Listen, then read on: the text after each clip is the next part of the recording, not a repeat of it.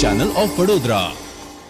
ડભોઈ નગરમાં જન્માષ્ટમી પર્વની ઉજવણીને લઈને તડામાર તૈયારીઓ શરૂ કરી દેવામાં આવી છે। ડભોઈ નગરમાં 3 વૈષ્ણવ હવેલી આવેલી છે। ઝારોલા વાઘા ખાતે આવેલ શ્રી દ્વારકાધીશ મંદિર, વિશાલાડ વાઘામાં આવેલ શ્રીનાથજી પ્રભુની હવેલી અને ઉમા સોસાયટીમાં આવેલ છોટી દ્વારકાધીશનું મંદિર। આ તમામ વૈષ્ણવ હવેલીઓની ધજા પતાકા તથા લાઇટ ડેકોરેશન અને ફૂલહાર વડે શણગાર કરવામાં આવ્યો છે। જન્મ ઉત્સવની ઉજવણીની તડામાર તૈયારીઓને લઈને વૈષ્ણવો દ્વારા આખરી ઓપ આપવામાં આવી રહ્યો છે।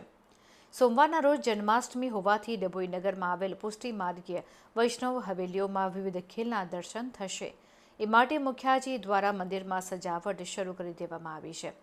ઝારોલા વાઘા ખાતે આવેલ શ્રી દ્વારકાધીશ મંદિરમાં જન્માષ્ટમીના દિવસે સવારના 6 કલાકે મંગળા થશે, જ્યારે પંચામૃતના દર્શન સવારે 6:30 થશે। 10 કલાકે શણગાર આરતીના દર્શન થશે। રાત્રિના 9 થી 11 કલાક સુધી જાગરણના દર્શન થશે અને રાત્રિના 12 ટકોરે જન્મ ઉત્સવના દર્શન થતાની સાથે જ શંખનાદથી વાતાવરણ ગુંજી ઉઠશે। જન્મહિત આનંદ ભયોના કીર્તનોથી વાતાવરણ ભક્તિમય બની જશે। એ સમયે હજારો વૈષ્ણવો મંદિર ખાતે દર્શનાર્થે ઉમટી પડશે। વૈષ્ણવ ભાવ વિભોર બની જન્મનો આનંદ વ્યક્ત કરશે।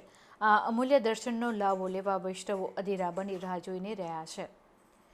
જન્માષ્ટમી પછી બીજા દિવસે નંદ મહોત્સવની ઉજવણી કરવામાં આવશે।